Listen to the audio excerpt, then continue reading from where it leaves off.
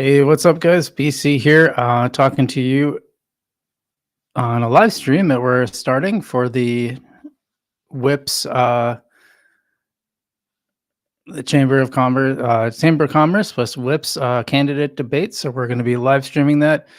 I was hoping to go in person to it, but as you may hear from the sound of my voice, I am not feeling all that well. So what I decided to do, I double checked with the chamber just to triple check to make sure excuse me, that they would be live streaming this forum / debate. Really more of a forum. I like to see debates personally, but that's not what's in the cards here. So we got a live stream for the debate now. What I'm going to do, I'm only going to talk until the debate starts. And once we start that, I'm going to take my camera off and kill my mic, and I'm going to be taking notes. So I will be paying attention to that. Meanwhile, yeah, we should have good. Well, no one's here anyway, so let me just check to make sure it's live. Go to my channel. It is good. We're live. So while we wait for that to get started, and I've told about 5 minutes to it's going to actually kick off. The live stream's going to kick off. I usually like to start live streams early on stuff like that, so. But so we'll let that go. I'll try to monitor the chat from my laptop. But what I'm going to be doing is once it starts, I'm going to be turning off the camera and the mic and just letting the stream happen. Meanwhile, I'll try to monitor. I'm going to take some notes while I'm in a chair and not on camera because I'm just not really feeling very well. But it should be a really interesting discussion. Now, my understanding, I don't know this 100% for certain, but I've been told is that Pat Snyder, this is the only thing that he would agree to. He would not go on any of the other, he disinclined all the other debate stages or anything else that was offered and would only do this one. I think this is a pretty good setup, although like I said, I wish there was a little bit more back and forth.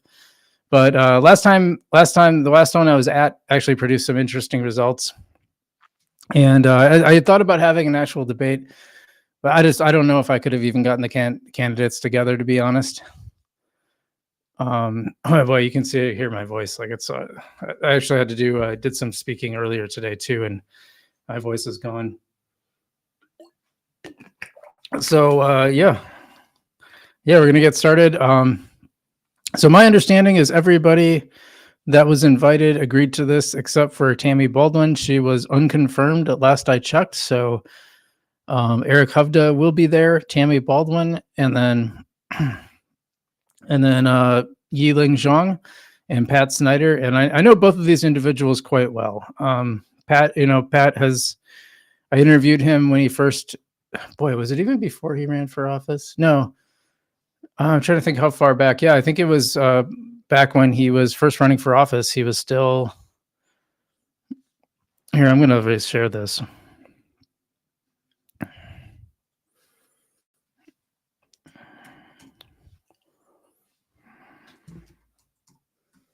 Hopefully I'm logged in. Nope. Oh, dang it. Okay, never mind. I'll have to share it on the app later. I'll share it when it's going out. I know we're early anyway. Anyway, yeah, I interviewed him around the time of his first term, maybe, because it was interesting. He was meeting with people that were outside of the right-wing sphere, and I thought that was interesting. I also thought a lot of his policies seemed less, almost downright progressive. We had a fun chat about that, actually. And I actually ran into him. We walked by my house the other day, so we had a little chat. And Yi Zhong, I've known from his work in the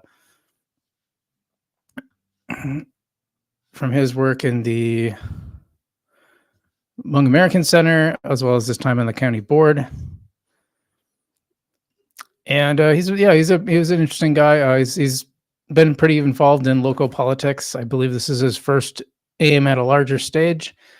And it should be interesting to see the discussion between not a discussion. I kind of wish it was.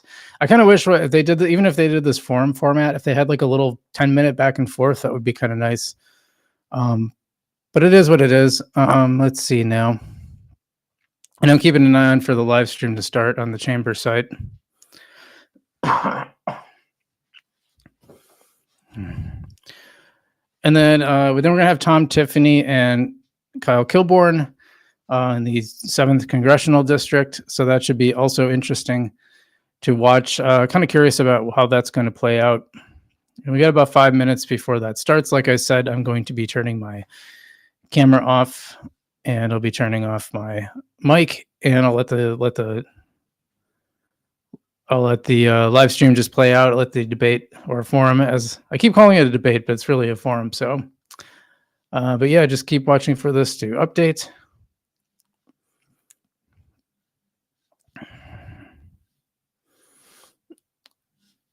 Let me put. Meanwhile, while I'm waiting, and feel free to leave chats while we're watching. Don't feel like you have to, just because I'm not watching.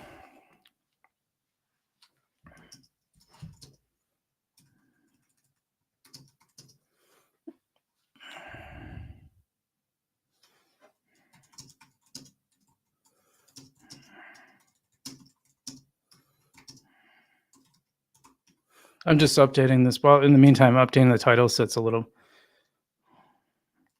more active here. Kind of last minute decision, honestly. Like I said, I'm not feeling well, and I was tempted just to not do this at all, but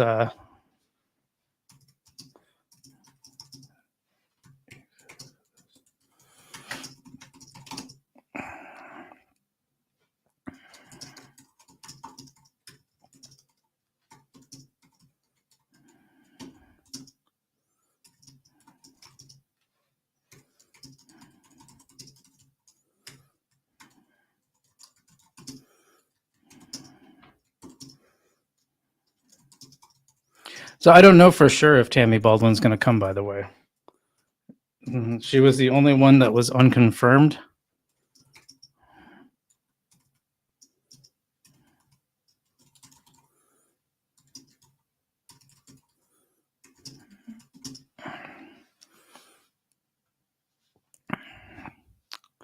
So we'll see. I'm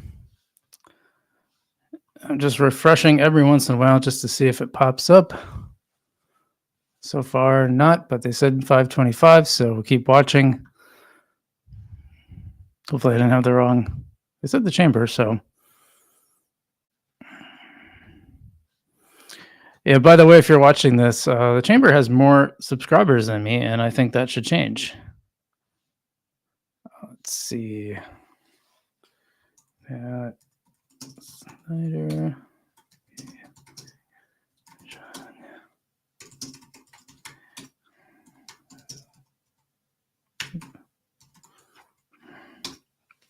Let's see, Eric.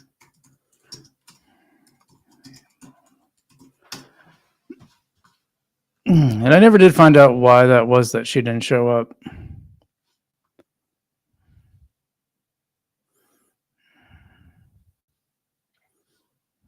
All right, I'm going to put that on screen so it's here while we're waiting.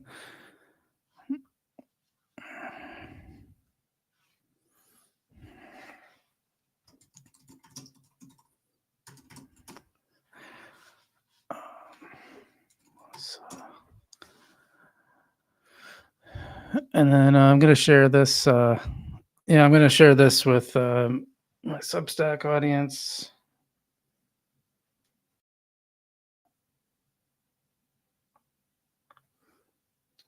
I had a lot of people a lot of people tuned into our live press conference with Mayor Denny that got a lot of attention, which I thought was pretty interesting. Let's see here. Live.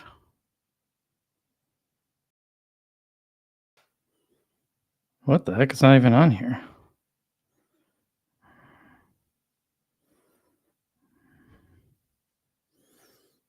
Oh, jeez.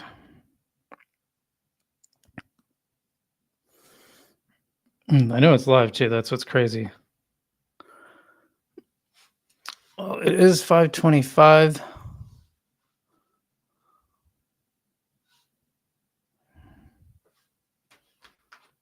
Not live yet. That makes me nervous.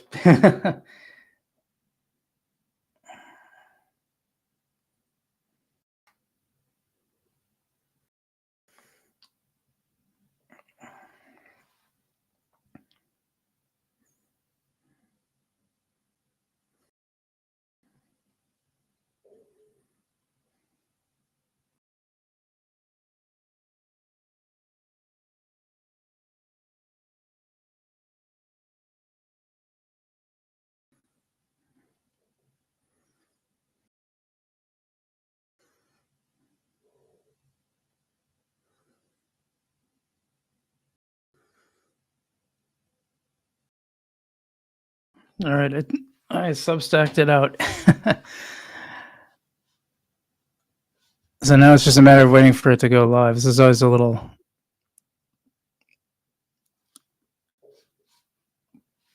Okay, hold on. I just want to check something really quick. These things usually do have. They never quite go as you plan.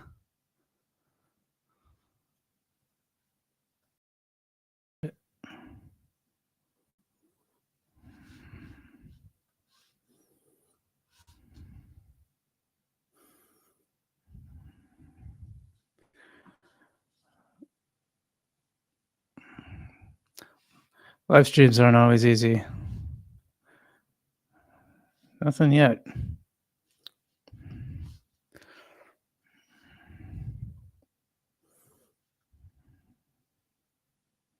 I said, well, technically you said shortly before 5:30, so I guess that's maybe I could have started it at 5:20. I really wolfed down my dinner to get this going, but it should be live any second now. And like I said, I'm going to turn off my camera and mic while this is playing. I'll be watching, but I'm also going to be taking notes while I'm on my laptop. And so I thought it'd be fun just to live stream this and let other people see it as well. If I can get a light orange background.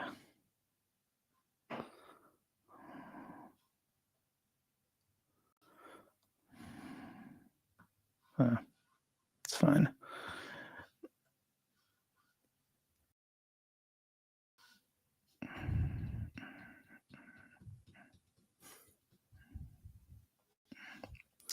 Well, I guess when they say a little before 5:30, they really mean a little before 5:30.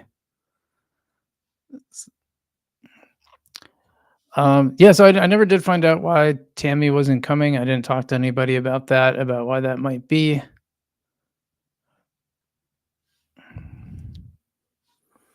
You know, what's interesting is I've been getting a lot of subscribers lately. So I think it had to do with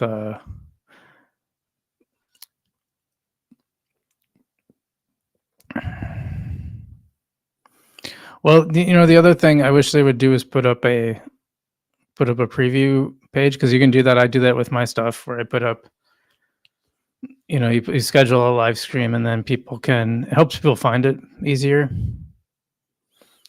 But we should be coming up pretty soon. Just waiting for this to go live. I mean, it's almost 5:30 now, so.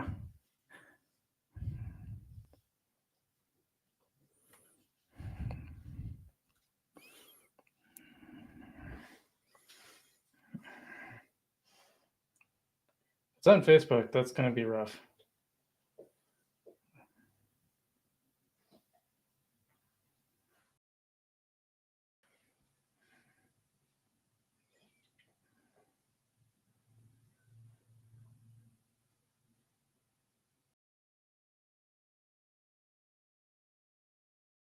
Nope, it's on YouTube.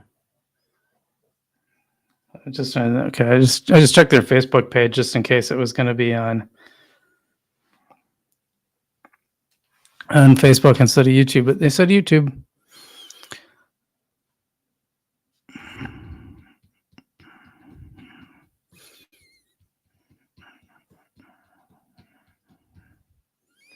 Oh no, it is 5:30. Oh, this is great.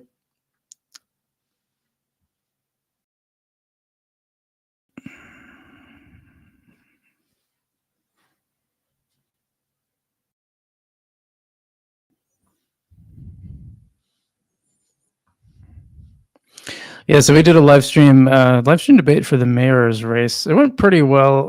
My co-host had this weird moment where he was breathing really heavily into his mic, which, like, he's a musician. He should have known better. I don't know why that happened. I feel kind of bad about that one because I did feel like all the technical issues kind of went in Katie's direction, and I try to do these things as fairly as possible. Well, we're after 5:30 now. They assured me it would be live on here, so.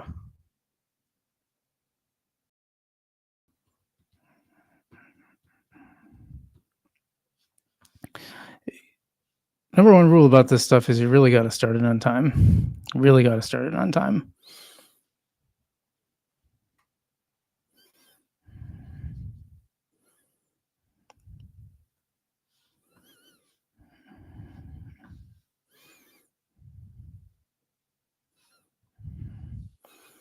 So originally I was going to go in person, but like I said earlier in the stream, I am not feeling very well, and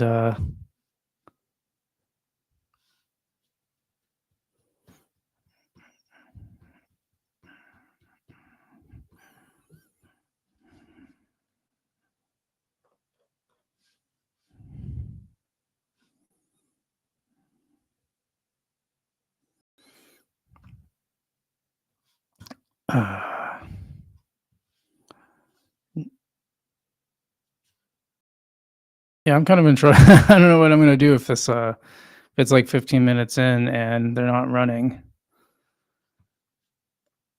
I know live streaming can be kind of a pain.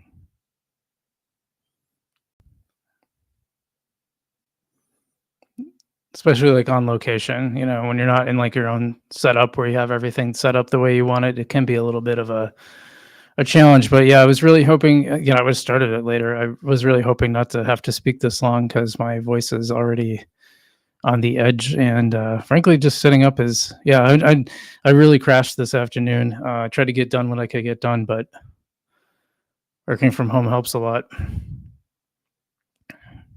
Oop, we are live. Here we go.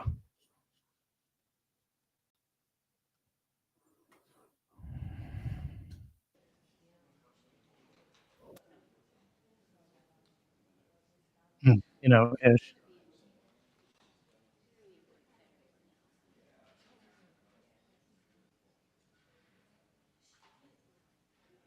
I'm gonna cut the chat out from there. So they do have a okay. So we do have the live stream up. That's cool.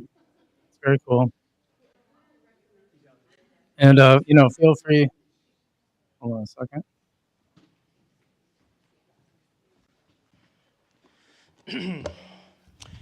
Good evening. Thank you guys so much for joining us.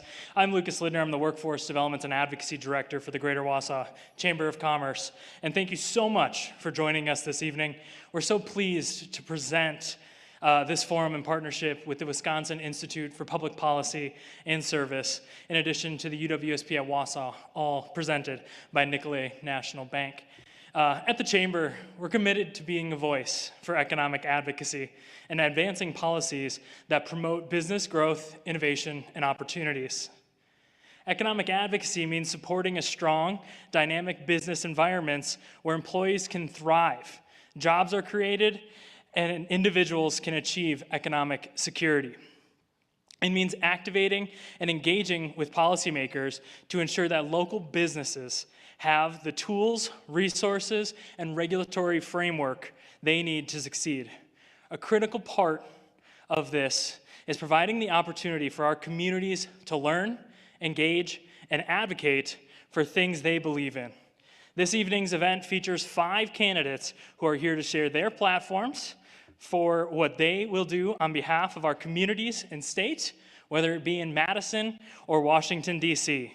Tonight, you'll have the opportunity to hear directly from the candidates, not from a text message, a commercial, a social media ad, or even a phone call. But you'll hear their response right here on this stage so that you can keep that response in mind when you head to the voting booth, if you haven't already, in 12 short days. At this time, I'd like to introduce our moderator for this evening's forum. He's the founding and current director of the Wisconsin Institute for Public Policy and Service, a unit of the Universities of Wisconsin, Eric Giordano.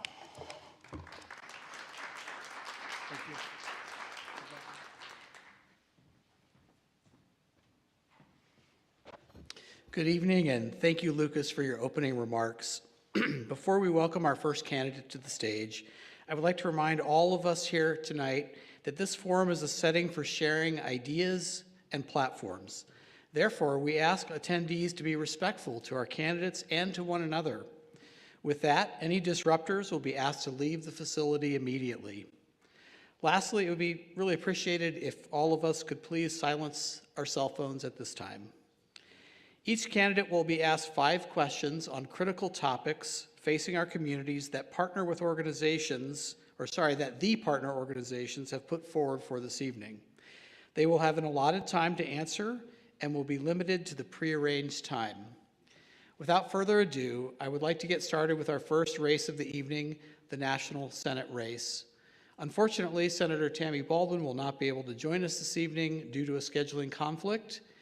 That being so, please welcome our first participant, Mr. Eric Hovde.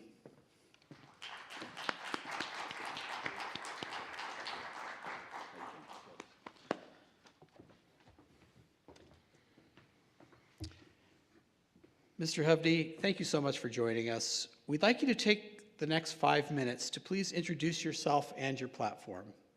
Sure. I'm Eric Hovde. I'm a 4th-generation Wisconsinite, born down in the Madison area. Went through public schools, graduated Madison East High, and then went on to become a UW Badger, proud Badger, class of 1986. They got a big game tomorrow against Penn State. I'm your classic entrepreneur. I kind of had a knack for business, so after I left college, I went off into the workforce, started my first company in my mid-20s, and then started building multiple different companies. At the age of 27, I got hit with a diagnosis of having multiple sclerosis. Let me tell you, that rocks your world. Didn't know how to quite process it, but continued to charge on. But I tell you that because it led to something else in my life that was significant, and that was starting my Hovde Foundation. My foundation I started in the mid to late 90s, first funding medical research in multiple sclerosis. But then I pivoted and started focusing on rescuing children around the world and in this country. I've been fighting against sex trafficking and rescuing children that have been abandoned to the streets. So we have 4 homes in Africa, Ghana, Rwanda, Mombasa, Kenya, Malawi, and then we have 5 homes in Central and South America, Guatemala, Honduras, Costa Rica, Bolivia, and Peru. Each have a little bit of difference. Costa Rica, we rescue young girls that have been sold into the sex trade. In Ghana, we're rescuing young children that are sold into slavery. So it's been a big part of my life. We do a lot in this country as well as battling sex trafficking in this country, and fund food banks and do a variety of different things. I'm married. I've been blessed with a wonderful wife, 2 daughters, and 3 grandchildren. So why would a guy with a really pretty good life end up getting into this ugly business called politics, where you run from morning to night every single day? This is my, I think, 5th event, and I got one after this. And you wake up every morning being attacked and told crazy things like, I'm from California. No, I'm not, and I don't live in California. Never have been a resident of California. So why did I do it? It's real simple. I love my country. We've been blessed to live in the greatest country in the history of mankind that's provided more civil liberties, freedoms, and prosperity than any country has ever provided its citizens. And, you know, I've been in 100 countries around the world, and every time I travel abroad, I'm always thankful when I come back home. In saying that, what has unfolded in our country for some time, but particularly the last 4 years, has me deeply concerned at multiple different levels. And I can't really even believe the conversations we have in our country today. What is right has become wrong, and what is wrong has become right. We're bankrupting our country. We've racked up more debt in the last 3.5 years in our country's first 230 years. That is why we have the worst bout of inflation we've seen in 40 years, because when you spend that much money, the Federal Reserve has to buy that debt and increase the money supply. And that's what ignited the cost of inflation for food, clothing, housing, health care. I'm concerned about our domestic security. First, the push to defund the police and then open our southern border. We brought in 15 to 20 million illegal immigrants in our country. We know that, you know, Venezuela's entered their jail cells into our country. We had a horrible incident over in Perdochin, a town of 5,000 people, where a woman and her daughter were brutally raped and assaulted for over a day in this small Wisconsin town. It's also helped lead to the fentanyl crisis. We lost 108,000 Americans last year, 112,000 Americans the year before.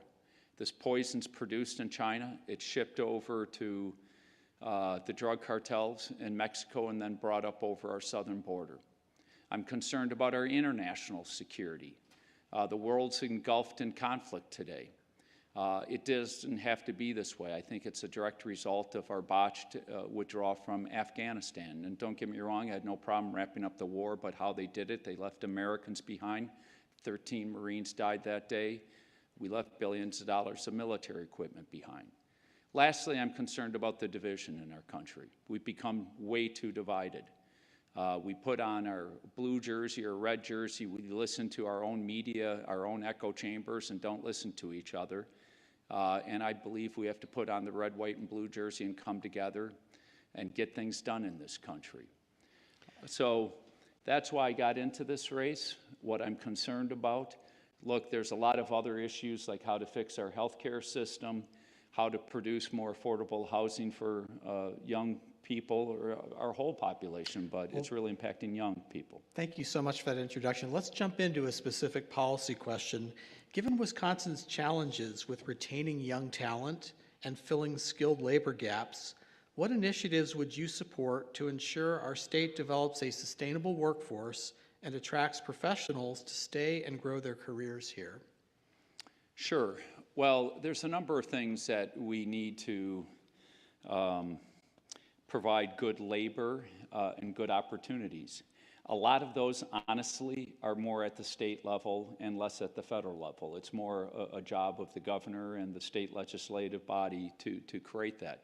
Taxation policies, regulatory policies, and the rest. But there's a couple things that I think need to be done at the federal government level. I think we need, like Bill Clinton did, welfare reform. We have more working age Americans out of the workforce right now than we've ever had in our country. I believe in the dignity of work, and we know when people are not engaged in work, there's much more likely a path to go down, a path that's destructive, alcoholism, drug use, and the rest. So when Bill Clinton and Newt Gingrich did welfare reform back in the 90s, it helped bring a lot of people back into our workforce and help create growth. Second, I talked about closing our southern border, which we need to do, but we also have to fix legal immigration and to allow good people that want to come to our country. Our legal immigration system is fundamentally broken. We don't give people that are trying to come a timeline. They should be given an up or down answer within a reasonable time frame. If they are indicated that they will be able to come into this country, then you should tell them the requirements they have to do. I think we could also move to a point system like Canada and a lot of countries. We're short doctors and nurses in this country. We have a healthcare crisis. So one of the things that we could do is like Canada does, if they have a need in their society, if you're a nurse or a doctor, you get more points, so you get more expedited process to get into our country. But fundamentally, we've got to create a more a playing field in the state that wants to keep young people in the state and to attract businesses to stay in it than moving their businesses either to someplace in the south where they have lower tax rates or even worse, outside our country altogether. Thank you. We're on to question 2. With rural and urban areas both needing economic support, how would you ensure that economic development efforts in Wisconsin benefit the entire state, balancing the needs of both urban and rural?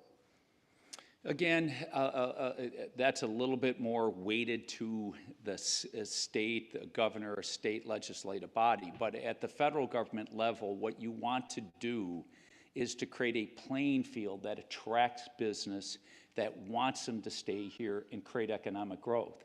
Look, at one point, we had the highest corporate tax rate in the world. It disincentivized business from producing and manufacturing here. That's why we hollowed out so many towns all across America, in this state, but all throughout the upper Midwest. You know, factories or manufacturing plants would say, I can move this manufacturing plant to China or Vietnam, and I can just ship my goods back in, and I can avoid paying a high corporate tax rate. So fortunately, corporate tax rates were brought lower. We do have an issue with small business corporate tax rates coming up in 2025 that I believe need to be extended, because otherwise, if we don't do that, small businesses that are structured as subchapter S and LLCs, unlike big corporations are structured as C corporations, they'll be paying a much higher tax. And look, we've got to put a focus on small business because they're the job engines. They're the ones that create jobs in our country. And we don't want the taxation policies where small business are big competitive disadvantages to large businesses. Thank you. Speaking of a positive business climate, many Wisconsin businesses feel burdened by complex regulations.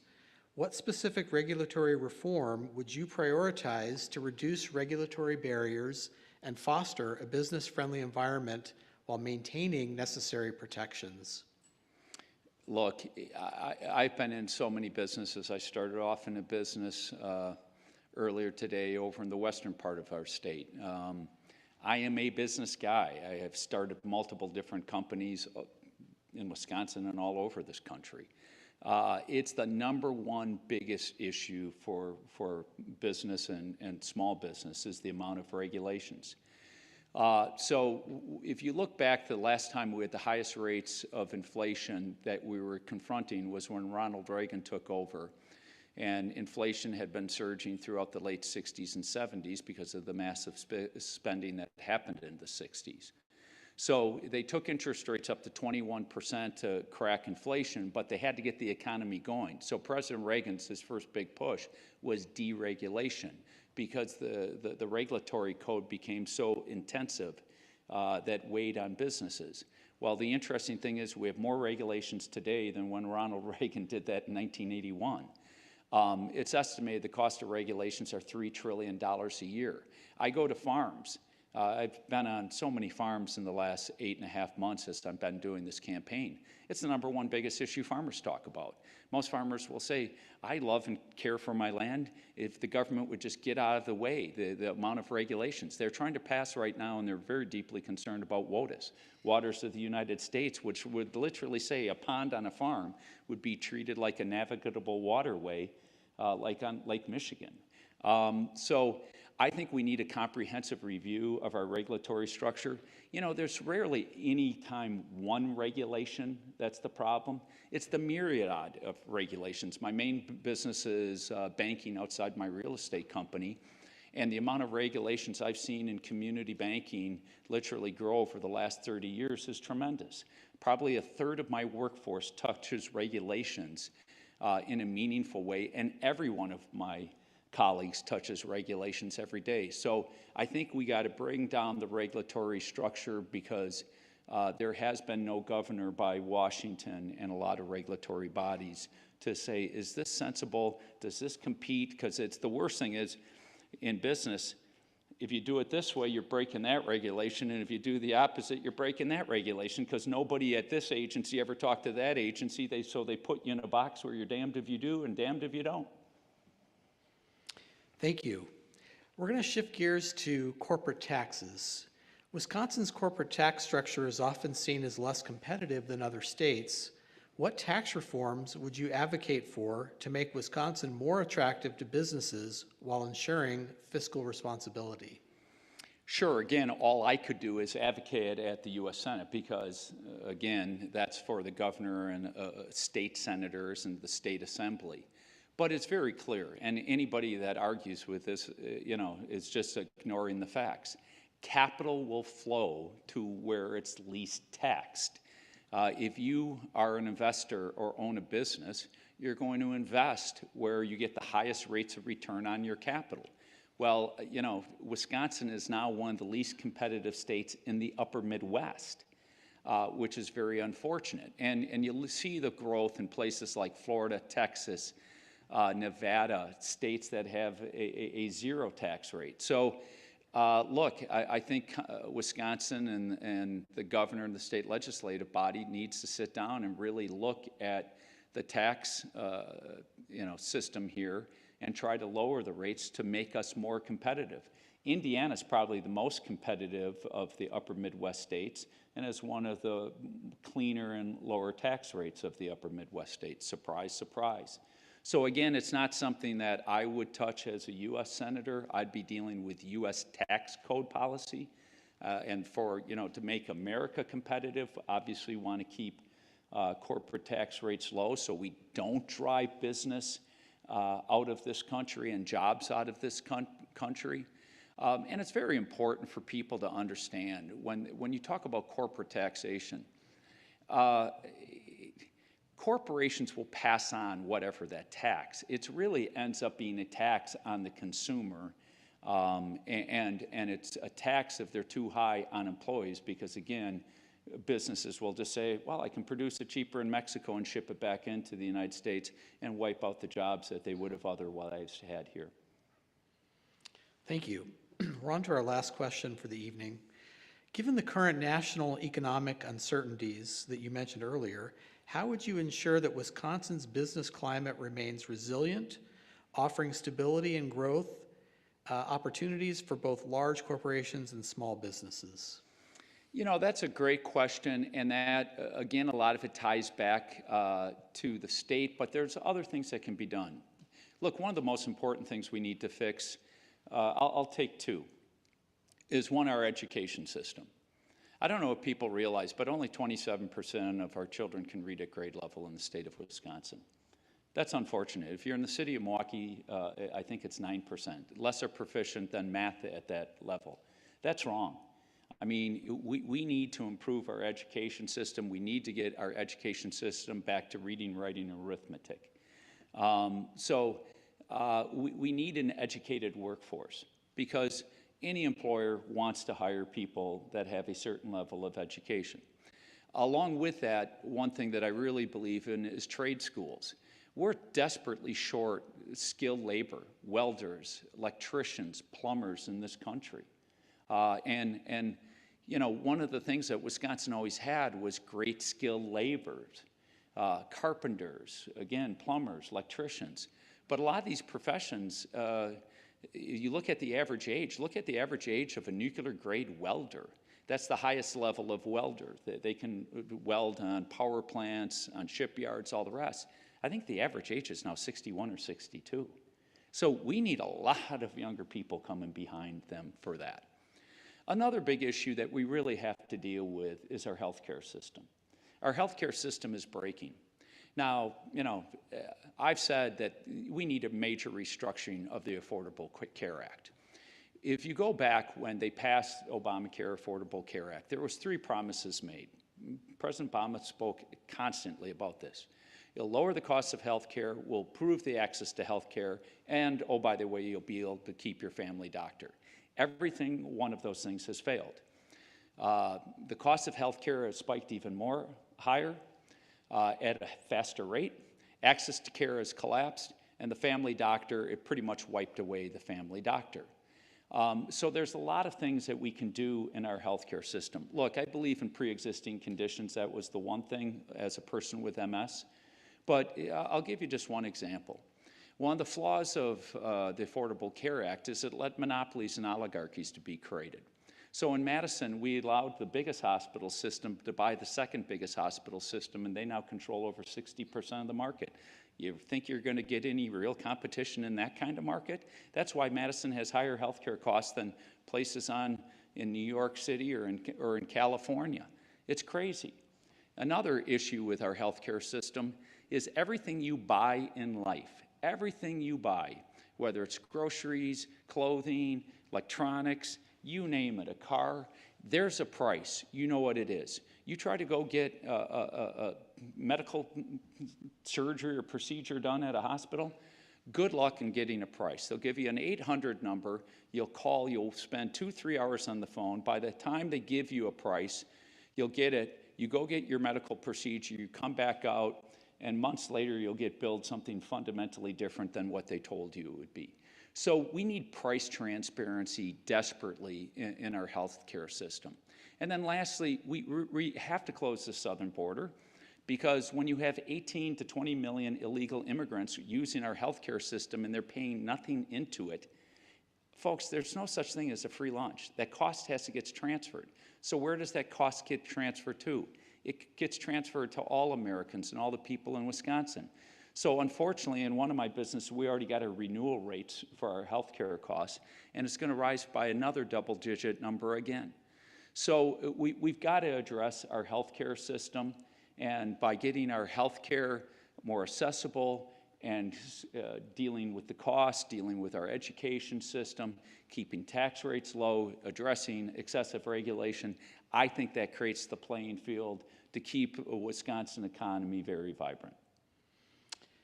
Mr. Hovde, it looks like our time is up. Thank you so much for taking time from your very busy schedule and participating in tonight's forum, and best of luck on November 5th. Thank you. Thank you, everyone. Have a wonderful night.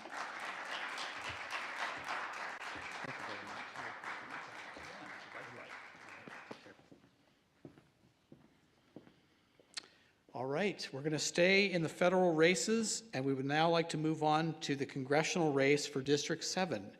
We're pleased now to welcome to the stage Mr. Kyle Kilbourn.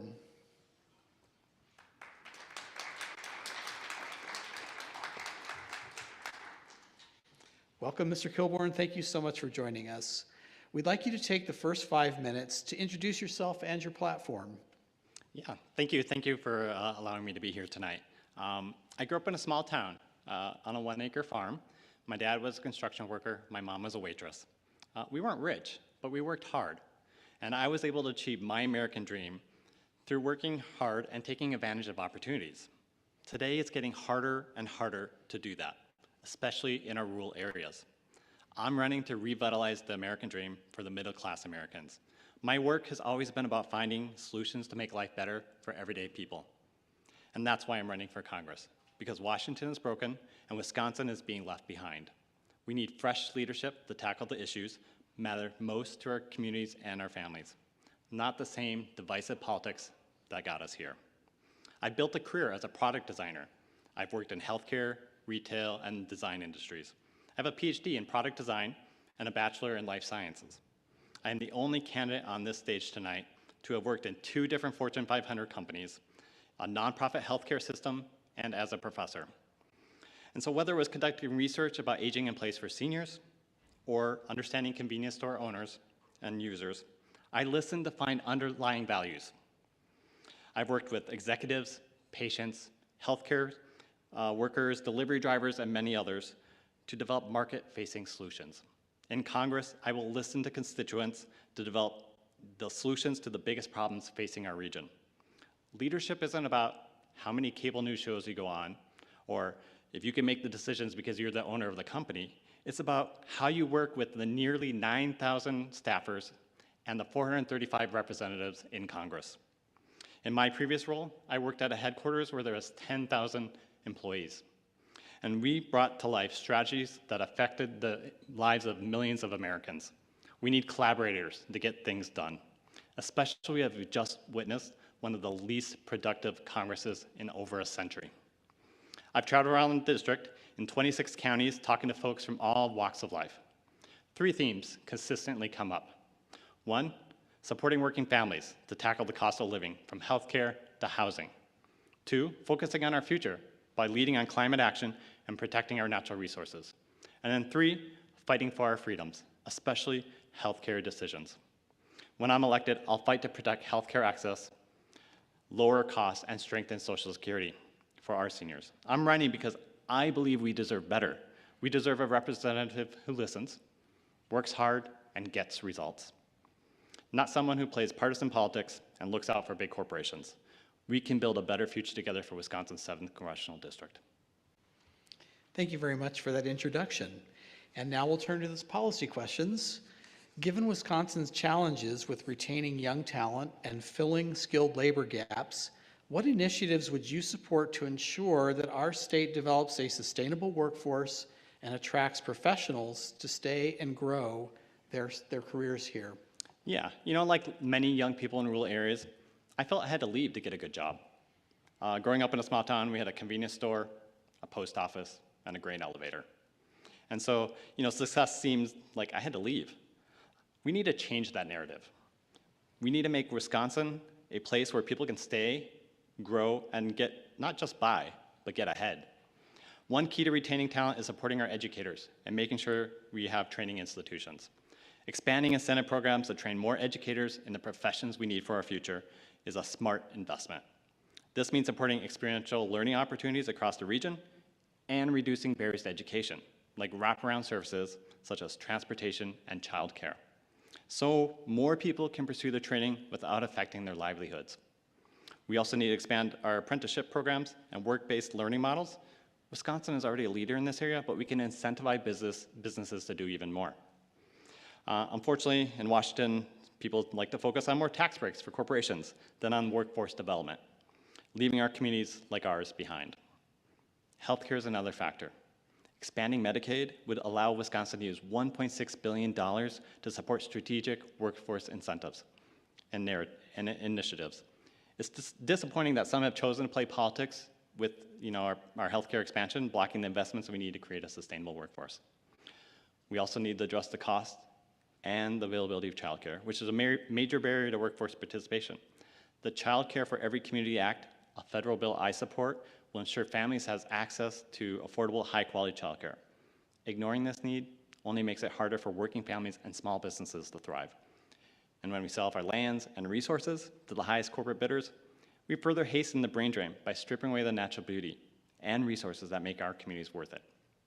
By making these smart investments, we can create a Wisconsin where people want to stay, grow, and contribute, building a stronger future for all of us. Thank you. Here in the 7th Congressional District, rural and urban areas both need economic support. So how would you ensure that economic development efforts in Wisconsin benefit the entire state and, of course, our district, balancing the needs of both urban and rural? Yeah, this country depends on products our rural communities provide, farming, forestry, and other products. Yet when it comes to economic development, rural areas are often left behind. We need a federal rural strategy and maybe even a dedicated cabinet position to ensure our rural communities have the infrastructure and resources to thrive. Right now, many areas in our district don't even have basic cell phone coverage or even reliable internet access, let alone broadband. How can we expect businesses to grow or young people to stay when they can't even get online? So we can start by passing the Rebuild Rural America Act, which would establish a $50 billion grant fund to expand rural job creation. This bill will create federal training and technical support, establish a Rural Future Corps to expand essential services like childcare and job training, and provide long-term, locally controlled funding for our rural revitalization plans. This isn't just about throwing money at the problem. It's about empowering our rural communities to build their own futures. We also need to support small businesses and family farms by enforcing antitrust laws and ending corporate subsidies that disproportionately benefit big corporations. It's time we put Main Street over Wall Street by providing grants and loans to small businesses on terms they can afford and quicker and easier application process. Let's require state and federal agencies to meet local procurement rights targets, ensuring they're buying from local farms and businesses. Rebuilding our small town centers is another key to long-term success. We need to diversify and revitalize these areas to attract new businesses and retain young talent. That means making broadband universal and upgrading our transportation system. It's vital we connect our urban and rural areas together so they can benefit from each other. What's definitely not working is selling off our lands to foreign mining companies. These companies come in, destroy our landscapes, offer no real job growth for Main Street. They leave us to pick up the pieces, and that's not economic development, that's exploitation. And finally, we must fully fund our rural schools. We need to expand investments in our community colleges, technical programs, and experiential learning programs. Education is a foundation for a sustainable economy, and we need to make sure that our rural students have the same access to the same opportunities as their urban counterparts.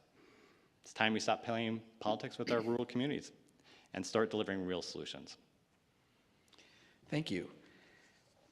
Turning to another topic here, many Wisconsin businesses feel burdened by complex regulations. What specific regulatory reform would you prioritize to reduce regulatory barriers and foster a business-friendly environment while maintaining necessary protections? Yeah, it's important to balance the needs of regulations with fostering a business-friendly environment. Cannot be overstated, especially in small towns where I grew up. People there knew how to run a business, without being bogged down by bureaucratic overhead. Small businesses are the backbone of our rural economies, and we need to ensure they're supported, not overwhelmed by red tape. So first, we need to modernize our regulations for small businesses, our farming economy, and entrepreneurs. We should pass right to repair legislation that empowers farmers and individuals to fix their own equipment instead of being tied to expensive corporate repair services. This would cut down on unnecessary costs for our rural communities and allow businesses to grow, not fighting corporate monopolies. It's a perfect example where we can ease the regulatory burden while protecting our local economies. We also need to streamline occupational licensing. Too often, entrepreneurs trying to work across state lines or workers moving between states face complex and inconsistent licensing requirements. Simplifying this process through multi-state licensing agreements or removing unnecessary barriers will help businesses attract talent and operate more efficiently. And lastly, we need to build a network of business incubators and innovation hubs to support small businesses and local suppliers. These hubs will provide access to technical assistance and capital to help small business grow and innovate. All right, and then finally, what we don't need in Washington are those who prioritize billion-dollar corporations over small businesses that fuel our local economy. The balance between regulation and innovation is essential, and we need leaders dedicated to small businesses, not corporate interests that siphon resources from our communities. Thank you. Wisconsin's corporate tax structure is often seen as less competitive than other states. What tax reforms would you advocate for to make Wisconsin more attractive to businesses while ensuring fiscal responsibility? Yeah, Wisconsin has been a production hub, and we have a rich history of it. Over the years, though, we've largely, because of policies that incentivize offshoring jobs, have chipped away at that. The 2017 tax cuts, driven by my opponent's party, gave corporations a new reason to move jobs overseas by cutting taxes on foreign profits. These corporations are essentially paying nothing to the federal government for their offshore profits. This is not only a betrayal of the middle class, but a gut punch to the very industries that built Wisconsin. We need to reverse this and bring jobs back to Wisconsin, where they belong. Small businesses are also struggling under the current tax structure. It costs about $40,000 on average to start a new business. The current deduction, $5,000. That's not enough to have a small business start up and thrive. I propose expanding this to $50,000 by giving entrepreneurs more breathing room and flexibility to build a successful business. This kind of reform will help ensure we're fostering a business-friendly environment that encourages local economic growth, not just for large corporations, but for the backbone of our communities, small businesses. My opponent still supports the failed policies of 2017, even though every reputable economist and think tank has shown it's been a disaster for the middle class. They're in effect right now. Do you feel them? If not, probably not working for you. We need to end these tax loopholes that reward offshoring and focus on creating incentives for businesses to invest here at home. Wisconsin has the talent, the work ethic, and the resources. What we need is a fair tax structure that keeps jobs here and encourages growth where it matters most, our local communities. We can't keep letting the big corporations take advantage of tax rates while the rest of us pay the price. Thank you. We're at our last question here. Given the current national economic uncertainties that you mentioned, how would you ensure that Wisconsin's business climate remains resilient, offering stability and growth opportunities for both large corporations and small businesses? Yeah, Wisconsin needs to be nimble and forward-thinking. We have to take advantage of emerging technologies and manufacturing, something we're not doing enough of today. Remember last year when the snow didn't come to the Northwoods? It devastated our tourism industry. This is just one example of how climate can impact our local economy. We need to focus on adjacent and complementary industries that build on our strengths, whether it's forestry, farming, manufacturing, or tourism. I believe in corporate expansion and innovation. I built a career around it, but it's not at the expense of working people. The key to a thriving economy is making sure that everyday Wisconsinites have the disposable income to support small businesses and drive Main Street economies. Triple Helix investments, where education, research, and nonprofit sectors are aligned with the needs of our business community, are imperative for that success. I've led multi-million-dollar workshops that brought together these kinds of organizations to envision the future, and we need the same approach here. We need to develop adjacent industries that complement what we already have. For example, biochar for forestry products can sequester carbon and improve soil for farming. In places like Marshfield and Stratford, we can advance stainless steel fabrication by building on our current strengths. By promoting experiential and hands-on learning with our landscape, we can ensure our education system supports the workforce of the future. When we talk about economic development, we often overlook how important it is for arts, culture, and even something as simple as meeting up for a burger, beer, or fish fry are to the health of our communities. It's true, these are not just extras. They're the unseen social fabric that just makes communities vibrant and gives people a reason to stay, invest, and feel proud of where they live. Having a strong local culture where taverns, supper clubs, music venues, and galleries are is what binds neighbors together and makes small towns more than just a place to live. They become places that people want to put down roots, start a family, and start businesses. When people feel connected to their community, they're more likely to invest in it. This sense of pride and belonging encourages local spending, keeps money circulating in our towns, and ultimately drives economic growth. In Wisconsin, we have a lot to build on in this area, whether it's expanding tourism in our local food and breweries or creating spaces where artists and small businesses can gather and collaborate. Investing in the arts and entertainment is an investment in our local economy and our quality of life. It's not just about jobs, though it creates plenty. It's about fostering a culture that makes people want to stay and be part of something bigger. That's how you build thriving, resilient communities. By aligning our industries with new technologies and focusing on diversification, we can make Wisconsin's business climate both resilient and ready for growth without sacrificing the well-being of our workers and communities. Mr. Kilbourn, it looks like our time is up, but thank you so much for your participation in tonight's forum, and best of luck on November 5th. Thank you for having me. Thank you.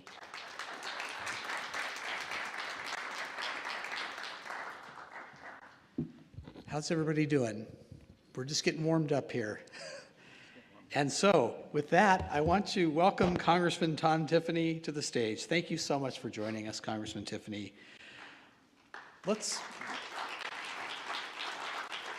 If you wouldn't mind, would you take the next 5 minutes and introduce yourself and your platform for us, please? So first of all, I want to say thank you to the Wausau Chamber of Commerce and to WIPS for putting on this forum. It's greatly appreciated that you would do this at election time. And I also want to say thank you to all of you for having the privilege to represent the 7th Congressional District in northern and western Wisconsin over the last 4 years. The trust that you've put in me is truly humbling. And by the way, isn't Wisconsin just the greatest state? Especially here, I mean, think about this autumn, September and October. It has been just fabulous. And there is no better state to live in, and there's no better part of Wisconsin than here in north central Wisconsin. And so it is really a great privilege to be able to represent this state. Just a brief background for those of you that may not be familiar. My wife and I, we owned a small business, Wilderness Cruises, up on the Willow Flowage for 20 years. Great privilege to be small business owners, and it's actually what got me into politics when I saw the impact of taxes and regulations, stuff like that. We raised our 3 daughters. They are now adult daughters. Unfortunately, we're empty nesters now. But it has been just a wonderful experience to be able to live our lives in a beautiful place like northern Wisconsin. So I got into politics I was elected to the state assembly in 2010. And I got in because Wisconsin had a $3 billion deficit. And I really thought it was unconscionable that the state would be running budget deficits. In other words, spending more money than what the taxpayers were giving to them. And I went on, and that was the #1 reason I ran, and we went on to pass a whole series of budgets that got Wisconsin's budget under control. And you look at it today now, and it's got the largest rainy day fund it's had, and it's really quite in good shape. And I'm really proud to have helped write 3 of those 5 budgets, went through that process. Now, you look at Washington, D.C., I've been serving there for a little over 4 years, and you see a budget that's in shambles. And the spending is causing serious problems for our country, leading to the inflation that we have. And we've got serious problems out in Washington, D.C. You look at the inflation that's happening as a result of excessive government spending. You look at our border, which I believe is the #1 issue before the American people, because our country is being transformed as we speak. I just come from a judiciary hearing, which I sit on the Judiciary Committee, that we had in Milwaukee today. And the stories you hear from people, like in Whitewater, where their school, their public school used to be the best public school in that region of southern Wisconsin, and now it has some of the lowest educational attainment because they've been overrun by migrants. And you look at the crime that's happening across the state, across the country, but including in the state. And it's because our border was unleashed on January 20th of 2021, when President Biden and Vice President Harris said, we're going to have open borders here in America. You look at the inflation that has happened as a result of the ruinous spending that's been going on. And then you look at the weakness that we see in our foreign policy. Weakness leads to war, and we are seeing much greater instability around the world, whether it's the Middle East, Ukraine, Taiwan threatened by its neighbor, Communist China. That is because of weakness with our foreign policy. And then you look at what I believe is one of the #1 reasons, and we'll get into this a little bit later, is why inflation is so bad. One of the big reasons is we're no longer energy independent. The very first action that President Biden took on January 20th, 2021 was shut down the Keystone Pipeline. It was a key signal to the world as well as people in America that we are no longer going to be energy independent in America. When America prospers, we have abundant, affordable, low-cost energy. You look at our history over the last 100 years, it's very consistent. You have low-cost energy, and Americans prosper. So we have some major challenges ahead of us. Is the timer here where I can see it? Right there. I'm missing it. You're on the yellow light there. Oh, okay. Yeah. Okay, thank you. I always knew that I was going to disagree with Democrats in regards to taxes and regulations. Always knew that. The thing that I did not realize when I went to Washington, D.C., we were going to be fighting about the fundamentals of America. And especially sitting on the Judiciary Committee, I just told you about the border. We have jurisdiction in regards to the border. We have been making the case. We passed a bill to be able to secure the border, and it has not happened. President Biden, Vice President Harris have said, we are not going to secure the border. Even now, when they see the damage that's been done with the fentanyl poisonings, the unaccompanied alien children that they have no idea where they are in America, 320,000, and they have no idea where they're at, probably being human trafficked. and they're not taking care of those problems. You look at the censorship that's going on. The Department of Justice and the FBI working with the big tech companies to censor people's political speech. You see Catholics in Richmond, Virginia that are being harassed by the FBI. I never expected that the fundamentals, the Bill of Rights, the fundamental constitutional protections that we have, that is the big fight now. And I look forward to talking to you about those issues and how we can fix our problems. We all know what the problems are here in America. What voters want to hear now are solutions, and I hope to share those with you with the balance of our questions tonight. Thank you so much. Sorry to interrupt. You can continue that thought as we get to the policy questions. So we're going to get into that. Given Wisconsin's challenges with retaining young talent and filling skilled labor gaps, what initiatives would you support to ensure our state develops a sustainable workforce and attracts professionals to stay and grow their careers here? So first of all, we are overregulated in this state and in this country, and it stifles entrepreneurial activity. So often, when you see additional regulations that pass, they're always done for a noble purpose. But they oftentimes put up barriers to entry for entrepreneurs. We kill entrepreneurial activity when we overregulate. We'll talk a little bit more about that later. We should have work requirements in place. It can be done at the federal level. I'm hoping that we have a change of the presidency here, that work requirements will be implemented. We have nearly 10 million people in America that are able-bodied but are choosing not to work. And if you remember, if you voted in the April 2023 election, there was an advisory resolution on there that said, should able-bodied people have to work? By 80%, an 80-20 margin, the people of the state of Wisconsin said there should be work requirements. And there should be work requirements in part because there's plenty of job openings out there across America, and it'd be good for employers to do that. But the main reason to do it is for people's self-worth.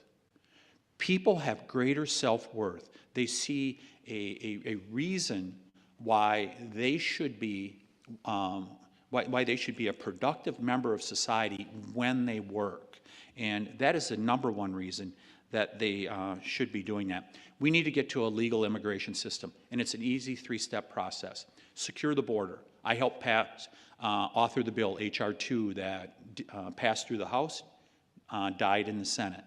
And if we'd adopt that bill and have an executive that will take the actions necessary, we can secure the border. Then put in place the work requirements, make sure that people are able-bodied that can work.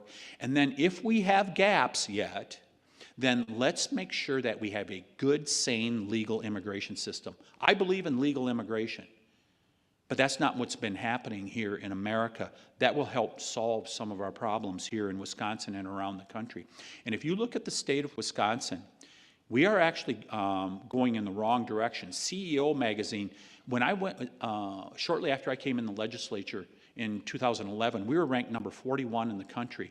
By the time Governor Walker left 8 years ago, 8 years into his governorship, we had moved up to number 14. We are now back down to number 30. Wisconsin is headed in the wrong direction. And another organization, Wallet Hub, they ranked us recently number 40 in the business climate that we have our state in comparison to the rest of the country. We're headed in the wrong direction here in Wisconsin, and there's some actions that we can take that would get us into a better place. Thank you. You've certainly crisscrossed the 7th Congressional District, and you know that we have both rural and urban areas that need economic support. How would you ensure that economic development efforts in Wisconsin benefit the entire state, balancing the needs of both urban and rural? I think it starts with the fundamentals. So from where I'm at in Congress, here's the things that we can do. We need to get back to balanced budgets, just like we did in Wisconsin over a decade ago. Let's get back to balanced budgets that will stop some of the inflation that's going on. Let's get back to energy independence. We get back to low-cost, affordable energy, and this economy will take off. Let's make sure that those people who are able-bodied, that they work. And let's get back to the rule of law in this country. When you look at, we have places, most district attorneys in Wisconsin do a good job. But for example, in Milwaukee County, we've had a district attorney who has been soft on crime. The same in Madison. Well, guess what you get then? You get more crime. And so you will see companies that are very concerned about locating in some cities in Wisconsin, like Milwaukee, as well as cities around the country. Think Minneapolis and St. Paul with the downward spiral that they've had over the last few years. You have to have security for people. You have to have safety and security. So those are a few things that would be really good. I want to talk about just a couple regional things that we could do.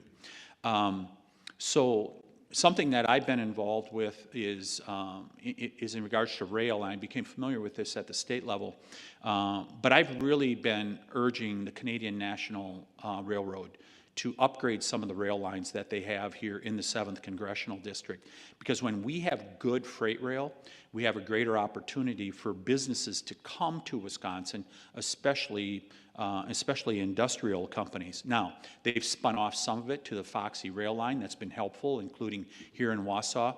But Canadian National should divest. They should either make the investment in the rail lines that exist here in northern Wisconsin, or they should divest themselves of it because it's important for economic development. Second of all, there's a major natural gas electrical production facility that is proposed up in Superior. They thought they had all of the permits done to be able to get it done. Well, they have now been sued or denied a permit by the city of Superior after having fought their way through the federal regulatory process, which is very onerous. They finally were able to get through that, and then the city of Superior put a stop to it. That project is nearly $1 billion project for northern Wisconsin that would provide clean, reliable, affordable electricity for people in the Northland, and now that is hung up. And we have to be able to utilize our natural resources, especially for this district in northern Wisconsin. We're largely a rural district, very agricultural. I mean, think about the stuff we grow: ginseng, cranberries, all kinds of stuff that we grow, as well as some of the traditional crops and being strong in dairy, beef, stuff like that. When we put impediments in the way, they're going to be less productive. And so we need to be able to utilize our natural resources, including the incredible forestry asset that we have that can help feed those mills that we've always had here in Wisconsin. Thank you. Thank you. We're going to go to the next question. Many Wisconsin businesses feel burdened by complex regulations. What specific regulatory reform would you prioritize to reduce regulatory barriers and foster a business-friendly environment while maintaining necessary protections? Yes, so I'm going to put one of these in this question that I might have put in the last one. I've authored a credit card bill in Washington, D.C. that there's basically a duopoly at this point with MasterCard and Visa. And if you go into a retailer, you'll see the impact of their high rates when you go into a retailer that says they have two different prices, one cash, one credit. Remember, you used to not see that very often. The exchange fees that MasterCard and Visa are charging are really exorbitant at this point. We've introduced a bill, myself and a couple other representatives in Washington, to offer additional competition to MasterCard and Visa. Because the estimates, I believe, and you could check on this, but I believe the estimate for Wisconsin is we're paying about $500 million more as Wisconsinites in exchange fees than we would if we had good competition with MasterCard and Visa. I think $500 million more in the hands of you, the consumer in Wisconsin, is better than out in Wall Street in New York. A couple other things in regards to regulatory. We need to reform the National Environmental Policy Act. fundamental act that was put in place. Remember, we had a great environmental awakening in the late 60s, early 70s. And NEPA, as it's referred, was a landmark piece of legislation. And it was important legislation for us to make sure that we protect the environment. We wanted to make sure we had clean lakes, rivers, and streams. And, but NEPA is now being used as a weapon. We should reform the Endangered Species Act, and I'll give you a perfect example that you've all heard about, and that is wolves should be delisted here in Wisconsin and across the United States of America. The wolf has recovered. There is a slaughter that is going on here in, excuse me, in rural Wisconsin. When you're seeing, I think this year the count is there's 80 people have lost their pets to wolves. We just had a woman up in Woodruff that had a dog snagged off from her sidewalk, 15 feet from her, off from her front porch. We are seeing farmers that are having their animals harassed regularly.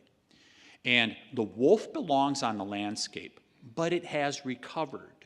And so under the Endangered Species Act, it should be delisted, and we should allow a season to happen just like we do with other wildlife species. I've introduced a bill, passed it through the House of Representatives. It's waiting in the U.S. Senate to hopefully get action, and all it would do is return management of wolves from the federal government to states. We need to do that. And the final thing that I would say is, you kind of alluded to standards.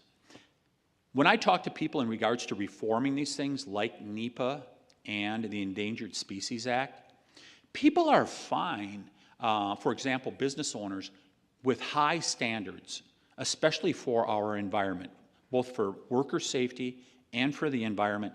They're fine with having high standards, but you got to make reasonable timelines. We are seeing projects that are taking 10, 15 years to go through the regulatory process, and it makes projects far more expensive.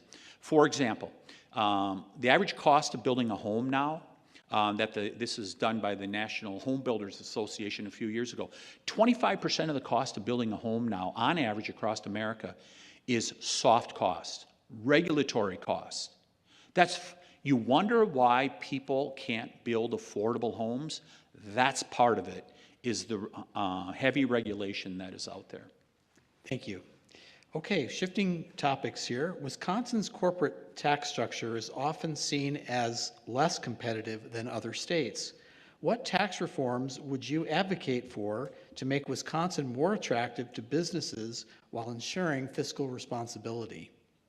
So first, I'm going to address this from the federal level. You may be familiar with the Tax Cut and Jobs Act that was passed by the previous administration, was about 6 or 7 years ago.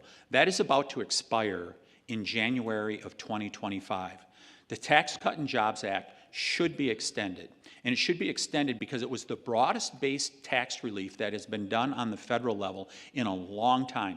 For the first time, people on the lowest end of the income spectrum, they got significant tax cuts that actually raised their take-home pay, their real take-home pay, for the first time in like 20 to 30 years. It was a really important reform that gave broad-based tax reform.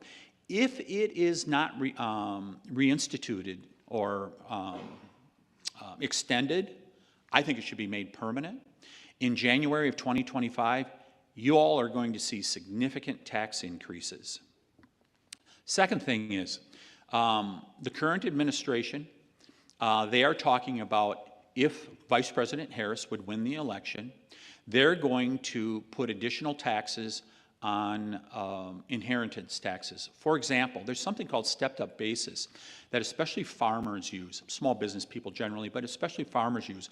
And it allows them to be able to pass the farm on down to the next generation.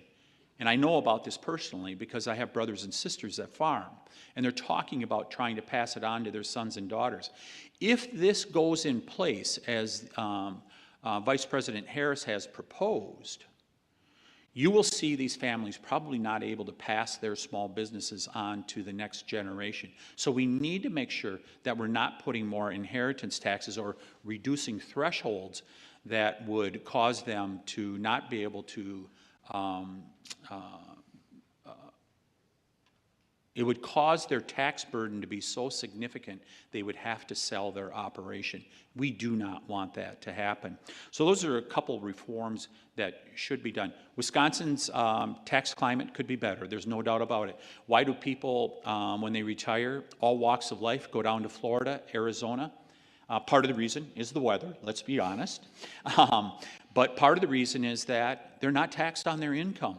We need a more competitive tax environment here in Wisconsin to retain those people. Because I ask people sometimes, would you domicile in Wisconsin, people are living in Florida or Arizona now, if we had a more competitive tax environment in Wisconsin? They're like, yes. And that's important because we could have those people here more often, because oftentimes they got to spend 6 months plus a day in Florida or Arizona. We want them up here. And if we would have a better tax environment, we could have them. Thank you. We've reached our final question for the night, which is, given the current national economic uncertainties, how would you ensure that Wisconsin's business climate remains resilient, offering stability and growth opportunities for both large corporations and small businesses? So first of all, I'm going to answer the question this way, from the federal level. We can be prosperous again. America's seen hard times before. It just takes the political will to do it. Secure the border, stop the ruinous spending, get back to energy independence. Low cost, affordable energy leads to prosperity for America. Have a strong foreign policy that keeps these despots and tyrannical leaders around the world, like Vladimir Putin, from going out and attacking other countries. You need a strong America. Weakness leads to war. Do those things, and America is going to be in a much better position. But let's talk about Wisconsin specifically. Our educational system is slipping. Our educational standards are declining. And you cannot have a productive society. And we have a proud public educational system in Wisconsin. I'm a product of it. My daughters are a product of it. We need to get back to having an educational system that values education, not indoctrination. Second of all, we need to be the leader in America, or excuse me, in the upper Midwest here in terms of energy costs. Our electric costs continue to go up significantly. We are going to lose manufacturers if we continue in this direction. So let's have affordable energy. Third, we have a good healthcare system in Wisconsin. We get good quality healthcare, but it is very expensive. And there's a man right here in Wausau that's written a book on Save Your Company, a guy named Matt Ort, on how we need greater entrepreneurialism in our healthcare system, where we bring down the cost of healthcare because it's simply become unaffordable for some people. It's become, access is becoming more difficult. Talking to family, friends, and constituents, wait times are getting longer. We need more entrepreneurial activity on the healthcare front. Choice, competition, transparency in healthcare, and we will bring down the cost of healthcare. We need to make sure that we have strong prosecutors that are prosecuting crime, because there are places in Wisconsin that have slipped and people no longer want to go to those places. There should be no place in Wisconsin that people cannot visit. We need to be tough on crime. And I think this country and Wisconsin have a very bright future in front of them. But it is going to take policymakers that are going to make decisions that uphold our fundamental liberties, that understand that prosperity comes as a result of freedom, not over-regulation. And if we return more power to you, to families, to local communities, rather than Washington, D.C., you will see America prosper. I want to thank you all for joining us tonight. Thank you to the Chamber and Whips for putting this on. And I hope to earn your vote on November 5th, because America's best days can be ahead of it. Thank you.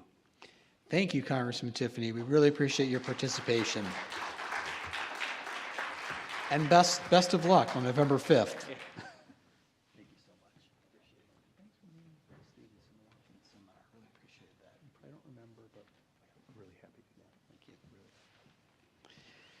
Thank you again, Congressman Tiffany, for joining us. And we'd like at this time, if I can get on the right page, to introduce our next candidate, and we're very excited to have Mr. Leng Xiong here with us.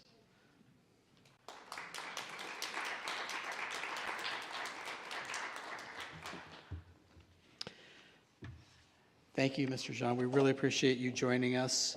And we'd like you to take the first 5 minutes to just introduce yourself and your platform. Sure. First and foremost, I just want to say a big thank you to WIPS and the Wausau Chamber for coordinating a wonderful forum for all of us today here. My name is Leng Xiong, and I was born here in Wausau and raised in Weston by two loving refugee parents who came to the United States here to escape communism, pursue the American dream, and also to escape persecution. Now, when they made the decision to come to the United States here, they knew that they were going to have to sacrifice a lot, but they didn't realize the magnitude of what they would have to sacrifice. Within the first night that my parents decided to leave their village in Laos, my aunt stepped on a landmine and was killed instantly. They spent the next couple weeks after that in the jungle of Laos surviving on roots and mud water, and they were making their way towards their destination, which was the shores of the Mekong River. And as they made their way towards the Mekong River, there was one obstacle that was left that was preventing them from getting to the shores, and that was a communist outpost. The group leaders pulled them all aside and told them that they needed to make sure that they were quiet, and they made sure that their kids were quiet. But unfortunately, at that time there, my oldest brother was sick, and he was also hungry from their time in the jungle. And the group leaders told them that they needed to feed him opium in order to sedate him. Well, my parents didn't want to, but eventually in the end here, they gave my parents an ultimatum and said, give him an opium or be left behind, which meant certain death. My parents surrendered him over, and unfortunately, as they carried him past the communist outpost, they realized that he was no longer breathing, and they buried him in the shores of the Mekong. My parents came to the United States, and their first job was picking up worms in Marathon County parks and selling it for a couple of dollars here and there. Eventually, my mom went on to become a seamstress and went on to work in a factory and retiring from Kobe & Kobe. My father went on to work on the fields of Sue's ginseng, and then eventually went on to work at a factory, joined the local union there, and then left to work at Kobe & Kobe, where he retired there as well. Now, despite the fact that we never had much, we weren't rich, my parents taught me that regardless of what you do, you must give back to your community, even when you didn't have much. My parents, we lived paycheck to paycheck. We celebrated special occasions by going to fast food restaurants. We went to Chinese buffet when it was payday, when we celebrated special occasions, but we knew how to stretch every dollar that we can in order to ensure that we lived the American dream. Now, my parents taught me that even though you don't have much, you want to make sure that you give to your community, and that led me to doing what I do today, dedicating my entire life to community service. I worked in nonprofit my entire life. First, I worked at Faith in Action, providing services to individuals with disabilities and our elders. I went on to work at the women's community, providing services and being an advocate for victims of domestic abuse, sexual assault, and human trafficking, and now as a nonprofit executive at a local nonprofit dismantling barriers for Southeast Asian community members. Now, that also led me, and my dedication to this community didn't end there, because it led me to running for office, and I was elected to the DC School Board, and then I was elected to the County Board, and eventually I was served on 2 board terms on the Village of Weston Board. And during my tenure on these boards, I advocated for lower taxes and the cost and ensuring that lowering the cost of living. I worked to ensure that we had good services while ensuring good fiscal responsibility. The mill rate at the county level and the school board level dropped tremendously during my tenure there. Just like this past term here with the DC School Board, we cut a $2.7 million. And we just did another $900,000 as well. So we were able to, my goal was to make sure that we were able to maintain strong fiscal management, but also upholding our priorities and addressing challenges that our community face. We did this in a cross and bipartisan manner. Friends label, and oftentimes people labeled me, as a matter of fact, as annoyingly moderate due to the fact that I worked with folks from both sides to ensure that things got done. Now, I have advocated for policies that were focusing on ensuring that our communities continue to be the safest, prosperous, and most healthiest. But I also know that Wisconsinites are struggling because I've gone out there and talked to folks and have heard about the challenges that they are experiencing. They're experiencing challenges with the cost of living, the child care crisis, housing crisis, and the need to expand health care. And the state legislature could be doing more, but it chooses not to. And that is why I'm running. I'm running to be the voice that the 85th Assembly District desperately needs in Madison. Thank you very much for your introduction. Now let's turn to a policy question. Given Wisconsin's challenges with retaining young talent and filling skilled labor gaps, what initiatives would you support to ensure that our state, and I suppose our district, develops a sustainable workforce and attracts professionals to stay and grow their careers here? So the Greater Wausau Prosperity Partnership here in the local area commissioned a study a couple years ago, and the Greater Wausau Prosperity is made up of nonprofit organizations, government and public organizations, and private entities. And they provided various initiatives to address the talent recruitment and labor shortage, such as developing and implementing innovative methods for talent acquisition. But they also brought recommendations to invest in our higher education system, such as our UW colleges, our technical colleges, and further enhancing our infrastructure and our amenities. However, the report also identifies several disparities and weaknesses that we had in our community, specifically deficiencies in childcare, housing, broadband access, and in the aging and declining local population specifically. So in order to overcome these challenges, it's important that we need to implement pro-family policies, resolve the childcare crisis, resolve the housing crisis, improve broadband infrastructure, and bolster and support for the UW system and technical college. Because what studies have shown that when individuals often stays in areas where they receive their education. Unfortunately, the current state legislature has not done and taken those steps to address many of these issues. For example, the childcare crisis is a good example. When they were called to address this issue, they gavelled out within seconds, and they didn't provide any actual true actions on it. The only true actions that were taken was when Governor Evers allocated federal dollars to provide relief to families, and when the Marathon County Board, which I served on, allocated $200,000 to a child care cooperative that provided training to 30 additional child care workers, therefore creating 240 additional child care slots for families. And as your state representative, when I will put aside partisan politics and work with folks from both sides of the aisles to address these issues and ensure that this community is the right place to live and start your family, start your business, and can let it grow. Thank you. Mr. Xiong, you're aware that the 85th Assembly District includes both rural and urban areas, and both need economic support.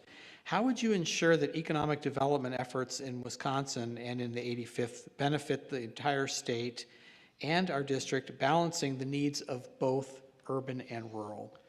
So it is our responsibility as representatives to ensure that our policies are neutral, but also meets the needs of our state. However, it is the responsibility as the elected official for this district, part of my role, to advocate for the interest of our constituents. And we can do this by collaborating with individuals from various backgrounds, sectors, and employing innovative approaches to safeguard the well-being and welfare of Wisconsinites. A good example of this approach was when the county's strategy to address the broadband issue in our community here. What they did was they engaged with private partnerships with Charter and Bud Tussle to establish a public-private partnership and implemented other certain conduit bonding agreements to ensure that we can expand broadband to cover the folks in the rural area. This initiative didn't just expand it to cover rural areas, but also provided crucial services and further enhances the capabilities of our sheriff's department so that they can ensure ensure the safety of our communities. And through these partnerships, we have been able to positively impact our community, developing jobs and attracting folks in the area here, because we're focusing on attracting telehealth, remote education, telecommuting, and therefore attracting more individuals to our community. So by being creative, we created opportunities and ensure that our economic impact development efforts greatly impact our community. Thank you. Turning to a different topic here, many Wisconsin businesses feel burdened by complex regulations. What specific regulatory reform would you prioritize to reduce regulatory barriers and foster a business-friendly environment while maintaining necessary protections? So Wisconsin businesses are the backbone of our state's economy. And if elected, I plan to collaborate with partners from all sectors and engage with groups and such as the Chamber and engage with our partners and the specifically the Joint Committee for Administrative Review to ensure that we are able to streamline process and make them more efficient specifically here. Moreover, it's important to note that the state legislator should ensure that there is clarity in its legislation when they are passing specific legislation, so that way there isn't room for error, and that way these laws are more precise and actually provide specific guidance for our departments. But we also need to assess the system together as a whole, because sometimes there is excessive authority that are granted to certain committees, such as the Joint Finance Committee, that creates artificial barriers that prevents progress. And we need to develop and continue an open process that aligns with the intent of the state legislator. But it's very important to note that at the end of the day here, in order to help our business grow, we need to work with folks, with partners, and work with folks from across the aisle to ensure that we are continue to develop policies that will help our businesses, our working family continue to thrive and become successful. When our businesses and our working class are successful, Wisconsin is successful. Thank you. Now, turning to taxes, with property taxes being a significant issue for businesses, how would you address this concern to ease the burden on local businesses while maintaining essential services in Wisconsin's municipalities? So as a local elected official here, it's important to note that in order for us to alleviate or relieve the property tax burden on local businesses, and it's important, and to alleviate the tax burden on local businesses in Wisconsin, while ensuring that we have good vital services in our municipality. It's crucial for the state to be a good partner. And I say this because there has been instances when the state has failed at fulfilling its obligations. For example, the state has pledged 30% state road aid to local municipalities, but for example, Marathon County has only received 18%. Similarly, shared revenue is a good example because the government went 15 years without giving any increases in aidable revenue until 2024. Furthermore, funding for courts is another example because courts are supposed to be a primary state function, but what's been happening is they've been increasingly shifting that responsibility to local governments, particularly counties, and the state legislature has been relying on local governments to do more with fewer resources to balance its budget. This forces local government to look at other ways to fund their essential services. So if the state upholds its commitments, it would reduce the cost for both businesses and local taxpayers. Thank you. We're on to our final question. Given the current national economic uncertainties, how would you ensure that Wisconsin's business climate remains resilient, offering stability and growth opportunities for both large corporations and small businesses? So that's a really good question, and I have to start off by saying that while we may not feel it, the financial experts indicates that our economy is growing performingly better. With record low unemployment rates and interest and inflation rates are dropping, our economy is getting better and we are outperforming other countries. Now, it's important to note though that despite this, we have to understand that there is still obstacles that we are facing. It is crucial that we recognize that the state of Wisconsin's economy is connected with the global economy. What happens nationally, internationally impacts our local economy. Collaboration and working with our federal partners to address these issues effectively is crucial for the success of Wisconsin's economy. So for instance, our state's ginseng industry, our ginseng growers are currently facing hardships as the price of ginseng has dropped from $60 to $20 to under $20 per pound due to the tariffs. Despite our economy getting better, it's also important to note that we still have ongoing challenges within our community, and we need to address these pressing issues and concerns of a workforce shortage, a child care and housing crisis, the need to invest in our infrastructure, and fostering state workers' growth are critical. And we can do this we can do this together, but there are also other issues that we need to address in addition with what I just mentioned. We can join with the majority of states in expanding health care through the acceptance of Medicaid expansion, which would bring over $1 billion in federal investments. But we also need to leverage our state's resources, our ability to attract talent, promote recreational opportunities, and more. These are tips and these are strategies are outlined in the Greater Wausau Prosperity Partnership strategic plan that we need to look at into ensuring that we are participating in and advocating for. We need to also explore government's role and promote the proper usage of tax increment financing and other tools to support our objectives and growth. But it's also important to maintain strong fiscal management while upholding our priorities and exploring options to contribute positively to addressing these challenges. It's doable. We've done that at the Marathon County Board. We've done that at the DC Everett School Board, and we can do that at the state as well.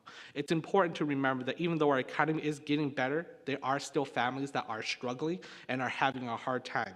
And our state legislature could do more to help with these issues, these problems, like addressing the child care and housing issues, improving health care, and bringing more works to our state. And we need to invest in our most valuable asset, which is our people.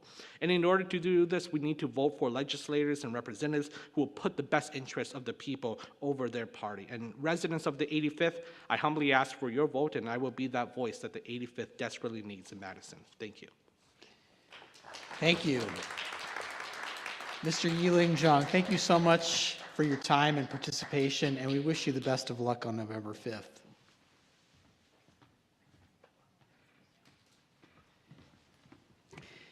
And now, last but not least, we are equally excited to represent our final participant, Representative Pat Snyder.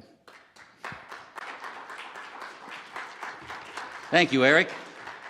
Thank you. Representative Snyder, thanks for joining us. And we'd love to have you take the next 5 minutes to introduce yourself and your platform. Sure, I will. Thank you. Well, a lot of you know me because this would be my 5th term if elected into the State Assembly. I grew up in Milwaukee, Northwest Side, and went to the University of Iowa, met my wife, graduated with a degree in broadcast communications and public relations.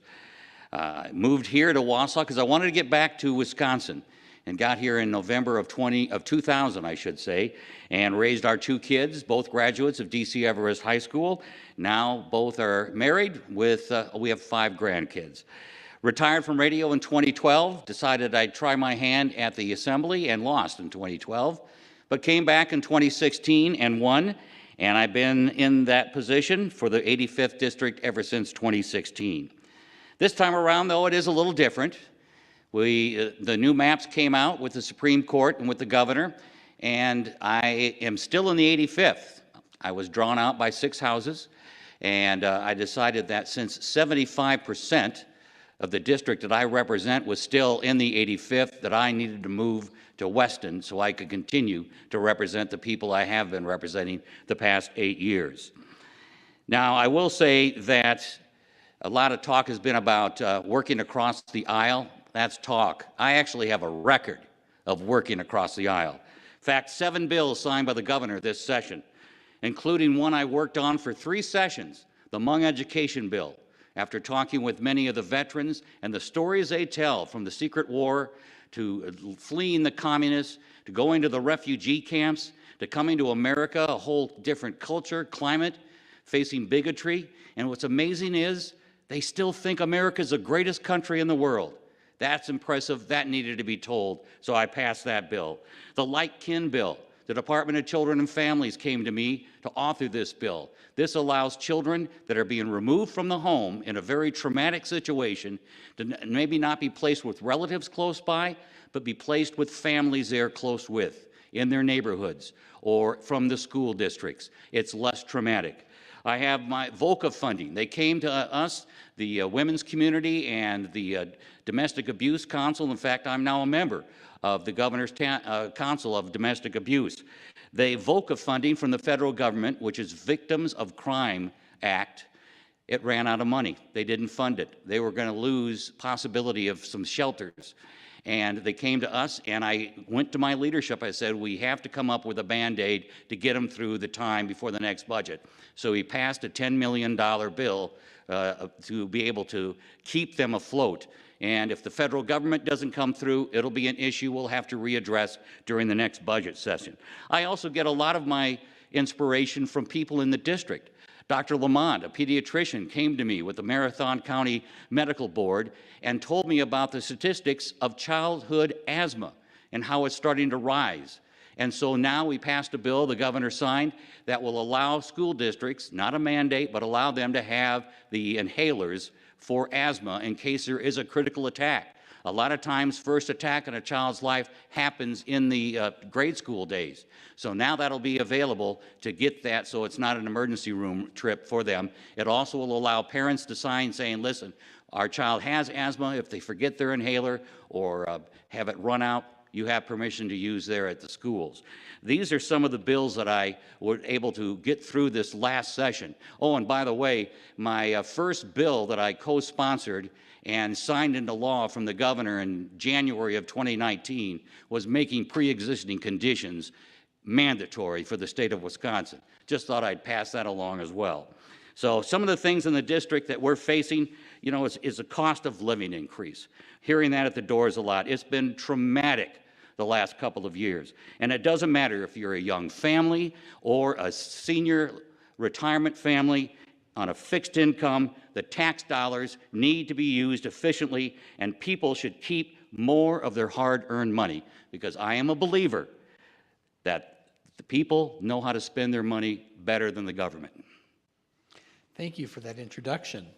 Turning to policy now, given Wisconsin's challenges with retaining young talent and filling skilled labor gaps, what initiatives would you support to ensure our state develops a sustainable workforce that attracts professionals to stay and grow their careers here? Thank you. This past session, I've supported apprenticeship programs, tax cuts, child care reform, and affordable housing. Now, the last session, the budget, we put $7 million into apprenticeship programs. These workers who complete these apprenticeships are filling much-needed jobs, and they're well-paying jobs as well. You know, many of the workers that are facing the high costs of childcare reminds me of at the doors this past September.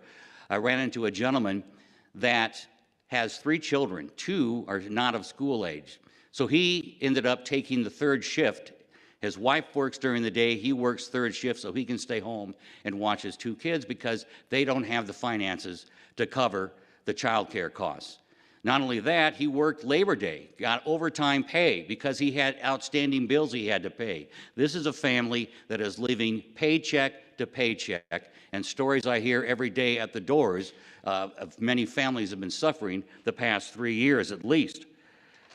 So both mom and dad are under a lot of stress, care for their kids, to try to make ends meet. So it shouldn't be like that, not at all. Last session, we did pass 6 child care reform bills. Only one made it through the signature of the governor, which was the child tax credit. It doesn't make it really a big impact on the child care crisis our state's facing. So I plan to introduce a bill next session that is working successfully in the state of Michigan right now.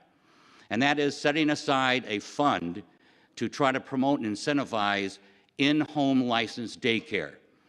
Now, right now, it costs somewhere around $2,000 to $2,500 administrative to get your house ready to be licensed. Some of the fees you have to pay to become a licensed daycare operator as well. Things you need to maybe get your house in order to do that.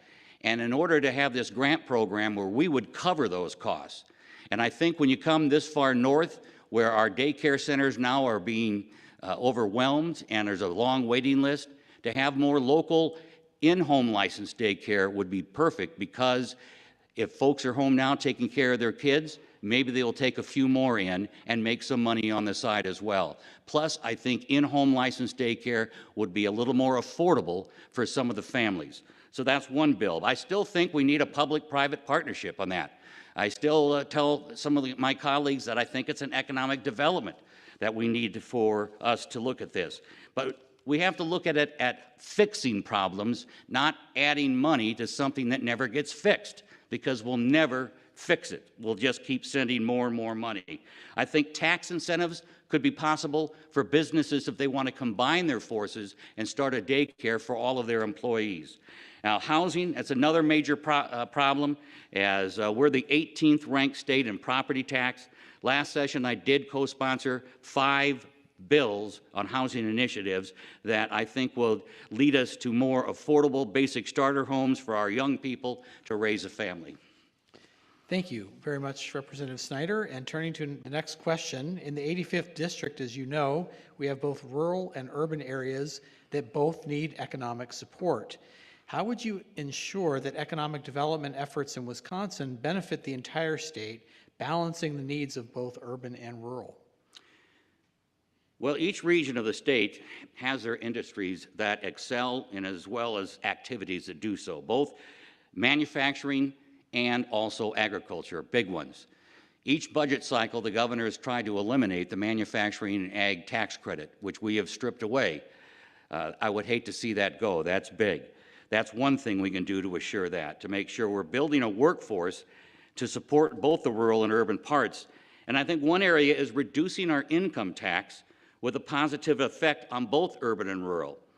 Listen, we're paying higher taxes than our neighbors, well, except Minnesota, but Illinois and Michigan, for goodness sakes, are paying less in taxes. Remember when we used to make fun of Illinois? Not anymore. The middle top tax bracket, the most of us fall in, ranging from $27,000 a year to some $304,000 a year, is 4.4%. We tried to pass that bracket, but the governor vetoed it. It's higher than our neighboring states. Michigan, 4.2%.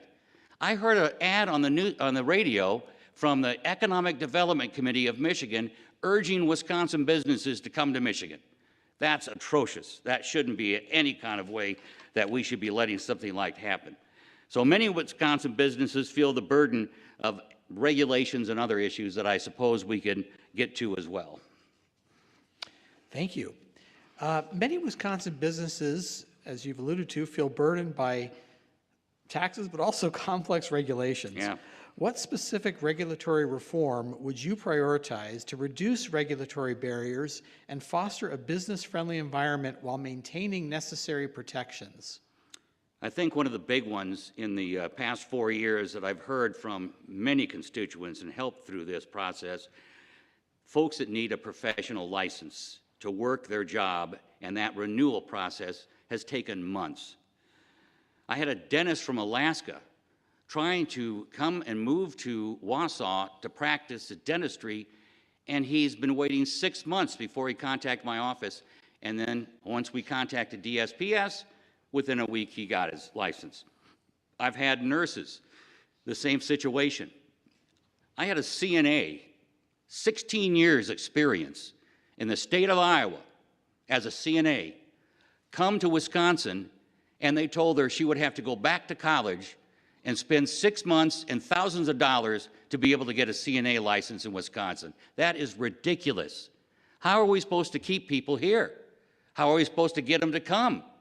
So I think regulation when it comes to licensing is a big one. You know, we need to streamline the process.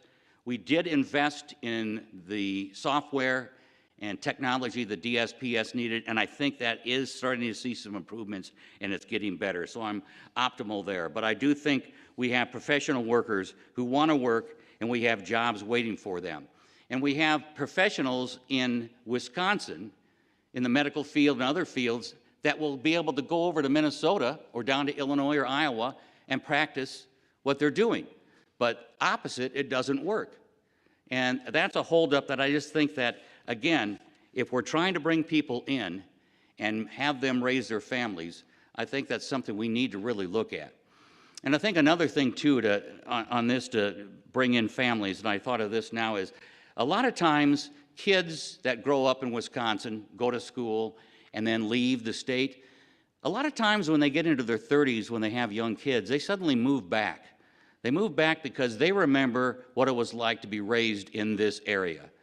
And I think somehow we need to make an effort to try to go back and find these young people and tell them to come back and live and work right here in the Wausau area. I think Tim White is doing a great job with the tourism, making this base camp. More people can work from home and enjoy the lifestyle and everything we have here in this area. And I think it's happening, which I think is part of the reason we have a little bit of a housing crisis as well.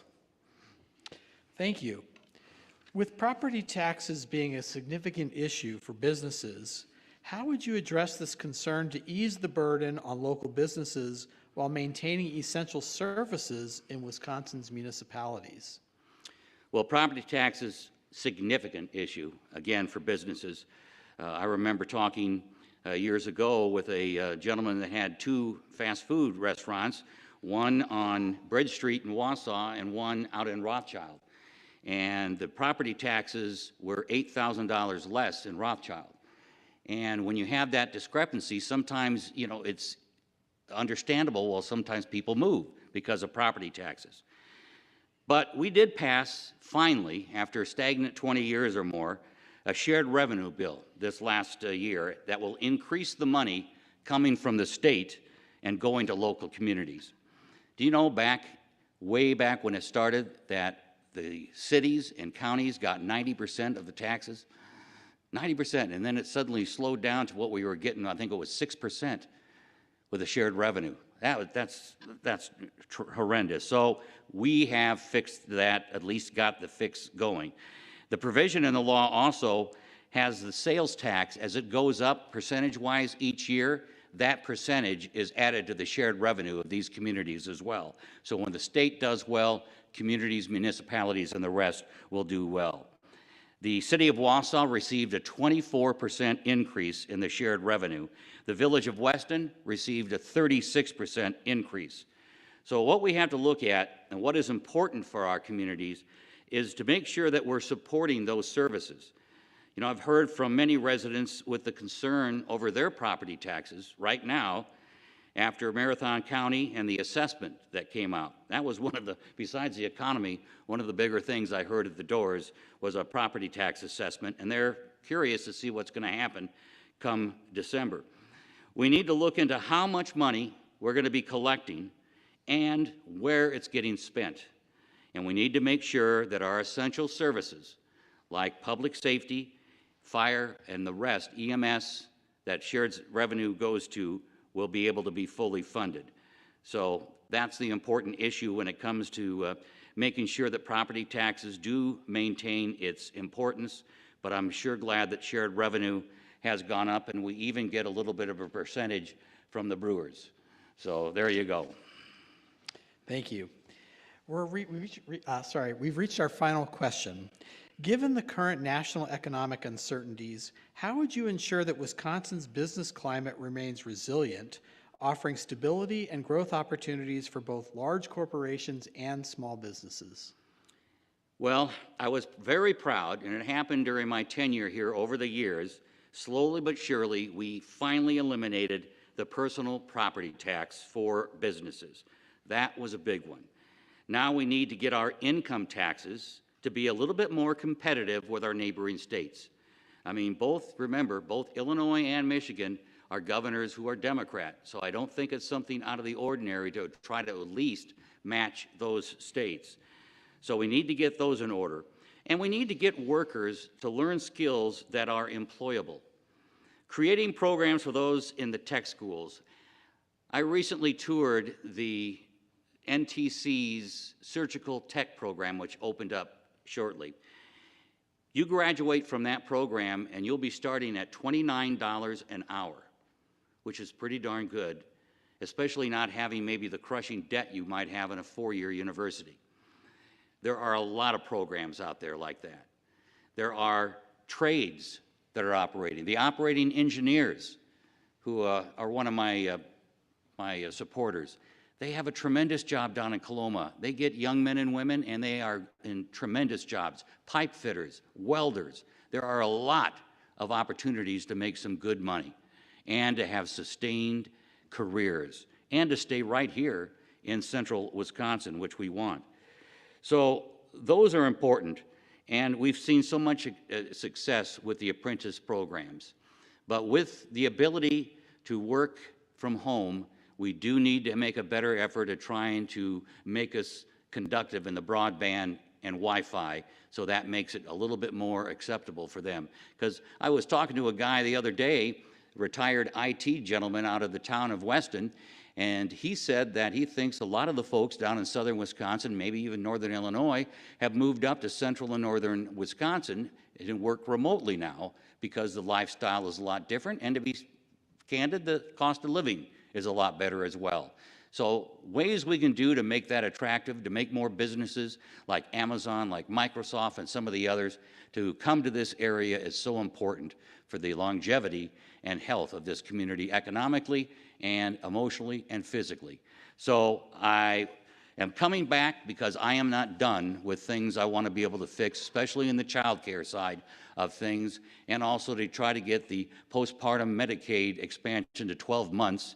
Been working at that as long as I was the Hmong education bill. So we'll try to get things like that, but I also want to make sure that I'm there for business and for the people, for their pocketbooks to be lined with more of their own money and for us to be efficient in government. So I ask for your vote to be reelected for the 85th. Thank you. Thank you, Representative Pat Snyder. We really appreciate your time tonight, and we wish you best of luck on November 5th. Thank you very much, Eric. Ladies and gentlemen, it's hard to believe, but we've reached the conclusion of tonight's forum. On behalf of the Wisconsin Institute for Public Policy and Service and the Greater Wausau Chamber of Commerce, we would really like to thank you for joining us. We'd also like to thank our candidates who did a wonderful job tonight, and with a special thanks to Lucas Lindner, who is behind the scenes orchestrating this entire program. We thank the UWSP at Wausau. Yeah, thank you, Lucas.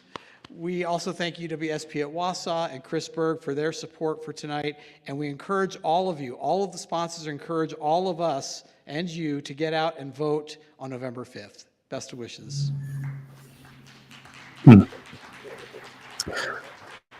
Yeah, very interesting, interesting program. I thought it was, it seemed like a lot of the questions were actually a little repetitive, which I guess surprised me. Because some of the things they brought up probably could have been individual questions like childcare.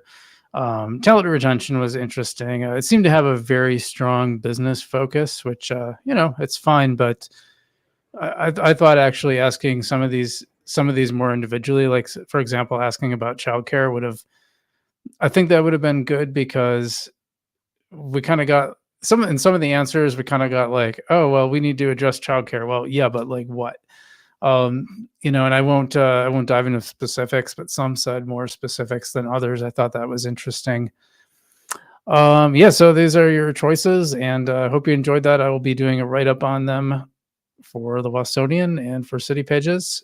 And thanks for joining us. I hope everyone enjoyed the forum. I thought it'd be, you know, good to share this with my audience, and maybe more people would see it than just the chambers. I don't know. I didn't actually look what kind of numbers they were getting. It says 2 watching now, but the stream is over, so I don't know if I got more the same number that they did. But yeah, these are good. I'm glad these are out there. I'm glad they put them out live. And like I said, I was planning to go there by myself in person, but I'm not feeling very well. As I said in the beginning of the stream, I was basically going to take myself off, and I was taking notes the entire time so I could do this. But yeah, I hope you guys enjoyed this. I hope you guys had a chance. I obviously didn't have the numbers like we did for our Doug Denny press conference live stream. That I don't know why that got such high numbers, but people really, I think during the day is a lot better. I've noticed for just live streaming in general, which kind of surprises me. I would actually think nighttime would be better, but But that's it. I'm BC. Thanks for go check out the Westonian.com and you can see more of our coverage on everything going on in the local area. Appreciate you joining us and have a good night.